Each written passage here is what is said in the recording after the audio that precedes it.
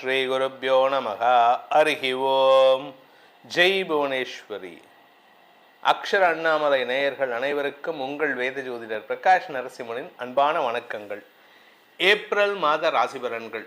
இந்த மாதாந்திர ராசிபலன்கள் அனைத்தும் பொது பலன்கள் மட்டுமே. திருக்கணித பஞ்சாங்க முறைப்படி கணிக்கப்படுகின்ற இந்த பலன்கள் உங்களுக்கு சாதகமாகவோ பாதகமாகவோ நடந்திட உங்களுடைய ஜனன கால ஜாதகம் மற்றும் தசாபுக்திகள் துணை நிற்க வேண்டும்.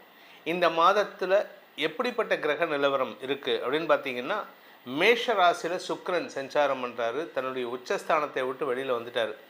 மிதுன ராசியில் குரு பகவான் சஞ்சாரம் பண்ணுறாரு. ஏப்ரல் மே ஜூன் 1ஆம் தேதி அவனுக்கு அன்னைக்கு அவர் கடகராசிக்கு பயிற்சி ஆகிறாரு. சிம்ம ராசியில் கேது இப்போ சஞ்சாரம் பண்ணுறாரு. கும்பராசியில் புதன் ராகு செவ்வாய் ஆகிய கிரகங்களின் சேர்க்கை இருக்குது. புதன் ராகு செவ்வாய் கும்பராசியில். மீன ராசியில் சனி சூரியன் கிரகங்களின் சேர்க்கை இருக்குது. இதுதான் இந்த மாதத்தில் இருக்கக்கூடிய கிரக நிலவரம் 1ஆம் தேதி அன்னைக்கு. இந்த மாதத்தில் ஏற்படக்கூடிய கிரக பயிற்சிகள் அப்படின்னு பார்த்தா 2ஆம் தேதி ஏப்ரல் 2ஆம் தேதி அன்னைக்கு கும்பராசியில் இருக்கிற செவ்வாய் மீன ராசிக்கு பயிற்சி ஆகி சனி சூரியனோடு இணைகிறாரு. இது ஒரு காஷியஸான நேரம். நீங்கள் ரொம்ப ஜாகிரதையாக இருக்கணும். உங்களுக்குன்ட்டு இல்லை, எல்லாருக்குமே. அதாவது 12 ராசியில் பிறந்தவாளும் ரொம்ப எச்சரிக்கையாக இருக்க வேண்டிய காலகட்டம். பொதுவாகவே நீங்கள் உலக அளவில் போர் நடக்க வருது, இல்லை ஒரு மாஸ் உயிரிழப்பு ஏற்படுறது, உலக அளவில் அரசியல் மாற்றங்கள் ஏற்படுறது அப்படின்னு பார்த்தீங்கன்னா, அந்த காலகட்டத்தில் இருக்கக்கூடிய கிரக நிலவரம் இந்த சனி சூரியன் செவ்வாய் இது 3 சம்மந்தப்பட்டிருக்கும். இப்போது அதே மாதிரி ஒரு அமைப்பு வந்திருக்கு. சனி சூரியனோடு சேர்ந்த செவ்வாய் ஏப்ரல் 2ஆம் தேதி அன்னைக்கு பயிற்சி ஆகிறார் மீன ராசிக்கு. அதே சமயம் கும்பராசியில் இருக்கக்கூடிய புதன், இந்த புதன் ஏப்ரல் 10ஆம் தேதி அன்னைக்கு அகைன் மீனராசிக்குள்ளே பயிற்சி ஆகிறாரு. 4 கிரக சேர்க்கை. இதுக்கு சதுர் கிரக சேர்க்கைன்னு சொல்லுவாங்க. அடுத்தது பார்த்திங்கன்னா சூரியன் ஏப்ரல் 14ஆம் தேதி வரைக்கும் அங்கே மீனராசியில் இருக்கிறதுனால இந்த சதுர் கிரக சேர்க்கை ஏப்ரல் 10, 11, 12, 13, 14ஆம் தேதி வரைக்கும் 5 நாட்கள் 4.5 நாட்கள் இந்த சதுர் கிரக சேர்க்கை இருக்கும். ஏப்ரல் 14ஆம் தேதி அன்னைக்கு சூரியன் மீனராசியிலிருந்து மேஷராசிக்கு பயிற்சி ஆகி சித்திரை மாத பிறப்பை ஏற்படுத்துகின்றது. அடுத்தது இந்த மாத கடைசியில் 19ஆம் தேதி அன்னைக்கு மேஷராசியில் சூரியனோடு இருக்கக்கூடிய சுக்கிரன் 19ஆம் தேதி அன்னைக்கு ரிஷபராசிக்கு பயிற்சி ஆகிறாரு. அதே சமயம் மாத கடைசின்னு சொல்லக்கூடிய 30ஆம் தேதி ஏப்ரல் 30ஆம் தேதி அன்னைக்கு மீன ராசியில் இருக்கிற தன்னுடைய நீச்சஸ்தானத்தில் இருக்கக்கூடிய புதன் மேஷ ராசிக்கு பயிற்சி ஆகி அங்கே ஏற்கனவே இருக்கக்கூடிய சூரியனோடு இணைகிறாரு. இதுதான் இந்த மாதத்தில் ஏற்படக்கூடிய கிரக பயிற்சிகள்.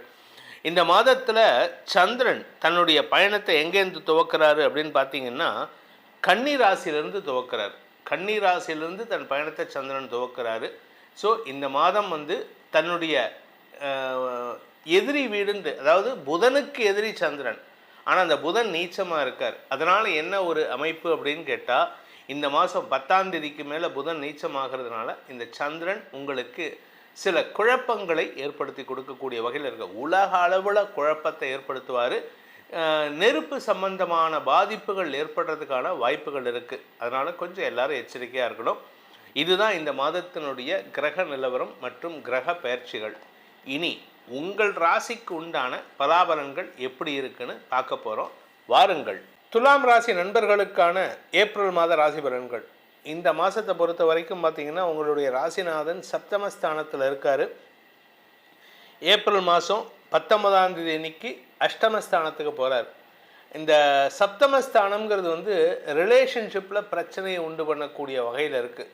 அதனால் நீங்கள் வேலை செய்கிற இடத்துல மட்டும் கொஞ்சம் பொறுமையாக இருந்தால் போதும். மற்ற இடத்துல நீங்கள் வேண்டாத பேச்சுக்களை தவிர்த்தாலே போதும். ஏன்னா உங்களை பொறுத்த வரைக்கும் 2ஆம் வீட்டு அதிபதியான செவ்வாய் தன்னுடைய உச்சஸ்தானத்தை விட்டு வெளியில் போனாலும் 6ஆம் இடத்துக்கு போயிருக்கிறனால நீங்கள் பேசினாலே எதிரிகளுக்கு தேவையில்லாத கண்டென்ட் கொடுக்குற மாதிரி ஆகிடும்.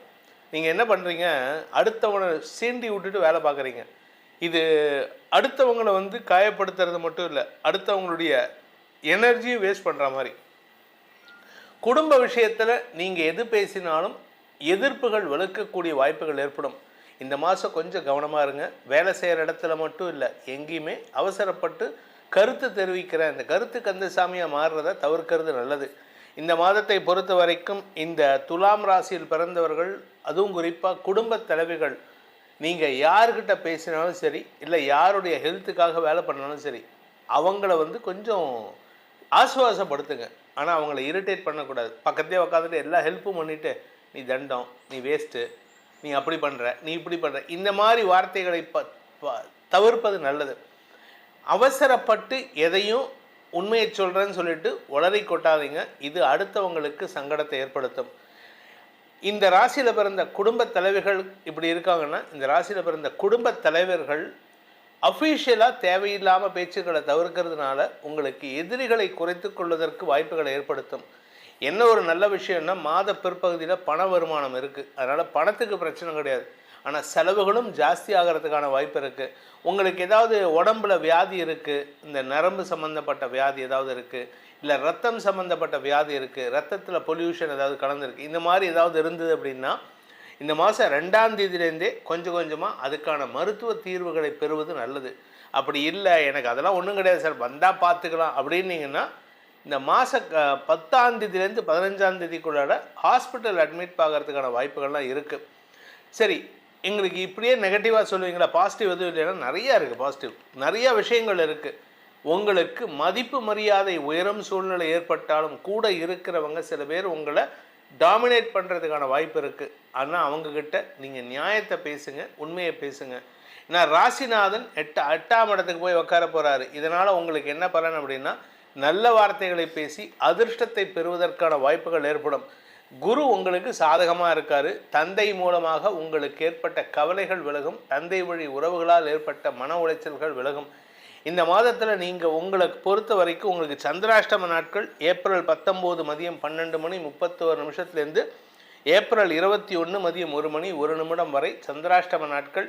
அஷ்டமஸ்தானத்தில் சந்திரன் உச்ச பலத்தை அடையும் பொழுது சுக்கிரனும் அங்கே இருப்பார். ஸோ நீங்கள் பேசுகிறது உங்களுக்கு எதிராக திரும்பும். அதனால் கவனமாக இருந்துக்கோங்க. பணம் கொடுக்கல் வாங்கல் விஷயத்தில் எச்சரிக்கையாக இருந்துக்கோங்க. யார்கிட்டையாவது கொடுத்துருந்தீங்கன்னா அந்த பணத்தை அன்றைக்கி போய் கேட்டிங்கன்னா வராது. இந்த மாதத்திற்கான பரிகாரம், துலாம் ராசி நண்பர்கள் ஏப்ரல் மாதத்தில் செய்ய வேண்டிய பரிகாரம்னா, 19ஆம் தேதி அன்றைக்கி அக்ஷய திருதியை வருது. அந்த 19ஆம் தேதி அன்றைக்கி உங்களுக்கு சந்திராஷ்டமம் ஆரம்பிக்கிறது. அதனால் அந்த 19ஆம் தேதி ஏப்ரல் 19ஆம் தேதி அன்றைக்கி ஒன்றா தயிர் சாதத்தை நீங்கள் சாப்பிடக்கூடாது, விநியோகம் பண்ணணும். அன்றைக்கி பண்ணக்கூடிய தயிர் சாதத்தை நீங்கள் விநியோகம்தான் பண்ணணும், நீங்கள் சாப்பிடக்கூடாது. அப்படி இல்லை அப்படின்னு சொன்னால் நீங்கள் நீர்மோர் பானகத்தை மக்களுக்கு விநியோகம் பண்ணுங்கள். இதை பண்ணுறது மட்டும் இல்லாமல் தினமும் சாயந்தர வேளை, இந்த மாதம் முழுவதும் தினமும் சாயந்தர வேளையில் லலிதா சகஸ்ரநாம பாராயணம் செய்து வாருங்கள். அன்னையின் அருளால் பிரச்சனைகளின்றி சுமூகமான உறவை ஏற்படுத்தி கொள்வதற்கான அமைப்பு ஏற்பட்டு வேலை சார்ந்த விஷயங்களில் அவமரியாதைகள் குறைந்து நன்மைகள் ஏற்படும். இந்த ஏப்ரல் மாத ராசி பலன்களில் உங்களுக்கு சொல்லப்பட்டுள்ள பரிகாரங்களை செவ்வனே செய்து வாருங்கள். வரக்கூடிய பாதிப்புகள் சங்கடங்களிலிருந்து உங்களை தற்காத்து கொள்வதற்கு இது ஒரு அரணாக உங்களை காப்பாற்றும்.